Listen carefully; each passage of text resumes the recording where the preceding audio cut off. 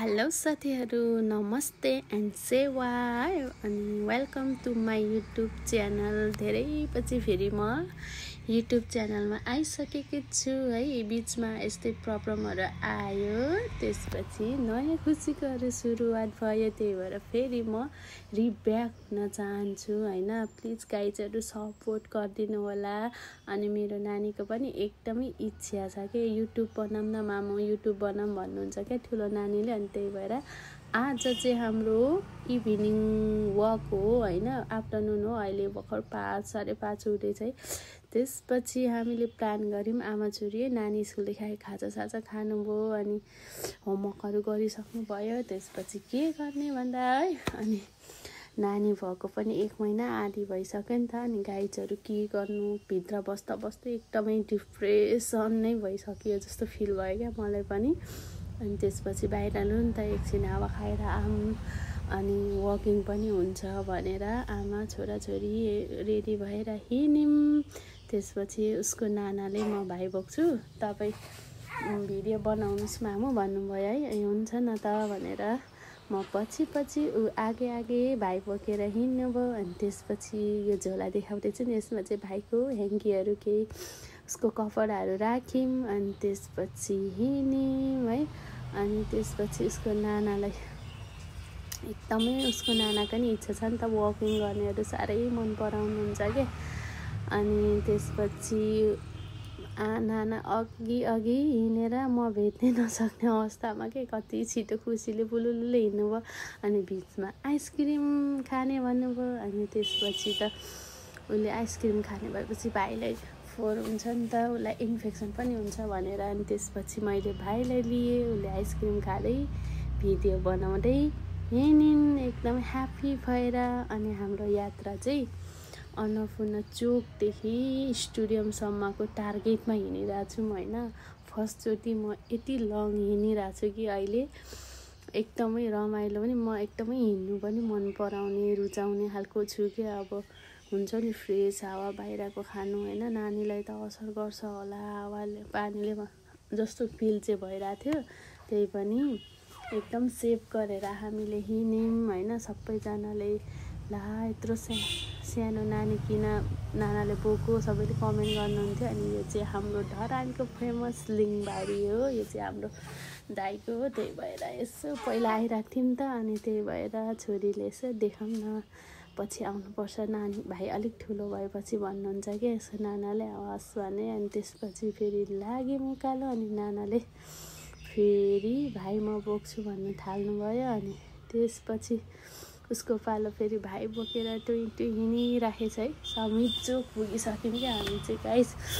अनि यसो घरहरू हेर्दै हिँड्यौँ क्या। अनि यस्तै कहिले हामीले पनि घर बनाउने होला नि मामु भन्दै यसो नयाँ ठाउँहरू हेर्दै हिँड्यौँ होइन। 1 महिनामा के बदलिएछ भने पहिला नि हिँडिराखेकै हो नि त। अनि यसो बाटोमा हिँड्ने दिदीहरूले ला लडाउँछ होला यत्रो सानो फुच्चीले भन्नुहुन्छ के।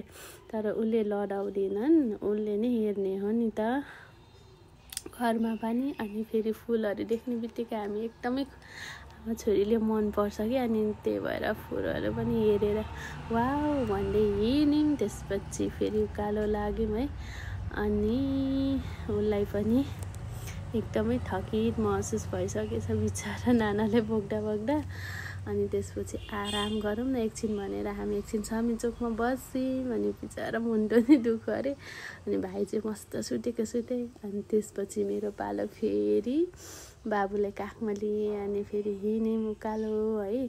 अनि माथि स्टेडियम अब पुग्न आँट्यौँ भन्दै। अनि यहाँ माथि चाहिँ सिटार्स मार्छ। अनुसको नानीले चाहिँ बसौँ न मामु उतासम्म जाउँ भन्नुभयो। त्यसपछि हिँड्यौँ। अनि पैसा त बोकेको थिएनौँ है। अनि आन्टीहरू दिदीहरूले चाहिँ भाइलाई किन बोक्नु दिनुभएको यत्रो सानो फुच्चीले, नदिनुहोस् भन्नुहुँदै थियो कि। तर उसले बोक्छ कि। मलाई चाहिँ अब घरमा नि बोकिरहेको छ, हेर्नु सघाइराख्नुहुन्छ नि त। अब उसकै काम हो नि त, स्कुलदेखि आएपछि उसलाई पेम्पर्स फेरिदिने, सफा लुगाहरू लगाइदिने। अनि म खाजाहरू उसलाई होमवर्कहरू गराउँछु नि त, त्यो टाइममा उसले नै हेरिदिन्छ। अनि बेलुकाको खाना पकाउँदा नि उसले नै हेरिदिनुहुन्छ क्या सधैँ। त्यही भएर मलाई चाहिँ त्यस्तो लडाउँछ जस्तो लाग्दैन। हुनु त केटाकेटी नै हो पनि अलिकति केयर त गर्नै पर्छ भन्दै हामी फेरि स्टेडियमको रोड छिरेर ओह्रालो लाग्यौँ। त्यसपछि त यो किङ्स क्याफे रहेछ, एकदमै मन पर्यो यसको नानालाई। अनि मामु भाइ अलिक ठुलो भएपछि फेरि यहाँ आउनुपर्छ ल, एकदमै राम्रो छ भन्दै हेर्दै ओह्रालोतर्फ लाग्यौँ हामी है। एकदमै रमाइलो भयो। अनि मेरो बाबुको चाहिँ फर्स्ट टाइम नै हो डे आउट हिँड्नु भएको चाहिँ। अनि फेरि उसको नाना म त गलिहाल्छु क्या, अब अलिक धेरै पछि हिँडेर पनि होला जिउहरू दुख्ने अनि खुट्टाहरू गल्ने होइन। त्यही भएर उसको नानाले नै धेर जसो बोक्नुभयो बाबुलाई चाहिँ। अनि बाबु पनि मस्त सुतिदिएको क्या, उठ्नै भएन। काखमा काखे बानी छ नि त बाबु, अनि एकदमै सुतेकै गर्नुहुन्छ है। सबैले कमेन्ट गर्नुहुन्छ नानीले यत्रो बाबुलाई बोकेर हिँड्नु भएछ भनेर एकदमै। अनि उसको नाना खुसी छ नि त बाहिर हिँड्नु भनेपछि। अनि जस्तो भाइलाई अब गाह्रै भए पनि उसले कम्प्रोमाइज गर्यो। अनि त्यसपछि फेरि यहाँ फुल आयो क्या, अनि वाउ भन्दै फेरि हिँड्यौँ। त्यहाँ डग पनि रहेछ। अनि त्यसपछि हुँदैन है यो नाना यहाँ त हेर्नु भनेर हिँड्न सरासर। अनि पछि हामी पनि यस्तै घर र फुलबारी बनाउनुपर्छ भन्दै सम्झाउँदै त्यसपछि फेरि लाग्यौँ हामी। नानाले नै धेर जसो बाबुलाई बोकेर हिँडाउनु भयो होइन। अनि बाबु पनि नानासँग मस्त खुसी साथ निदाउनु भयो। अनि हामी त्यसपछि घरतर्फ लाग्यौँ। अनि बाटोमा हिँड्ने मान्छेले फेरि पनि लडाउँछ है भन्दै भन्नुभयो। त्यसपछि हामी घर आइपुग्यौँ। घर आउँदा त साँझ भइसकेको थियो क्या। लगभग हामीले 1 आवरभन्दा धेरै वक गऱ्यौँ होइन। अनि नानीलाई नि भोक लाग्यो। अनि उसलाई ब्रेस्ट फिडिङहरू गराइसकेपछि रुमभित्र लग्यौँ। रुमभित्र लगेपछि रुमको हाल यस्तो बिजोकै छ नि त। अब नानीको आमा भएपछि अलिकति सफा जति गर्छु भन्दा नि हुँदैन रहेछ कि, यस्तो भद्रगोल रहेछ क्या। यो चाहिँ हामीले नसोचेको हो क्या यस्तो हामी भिडियो बनाउँछौँ भनेर। त्यही पनि हामीले अब जस्तो छ आफू त्यस्तै बनायो। Thank you for watching.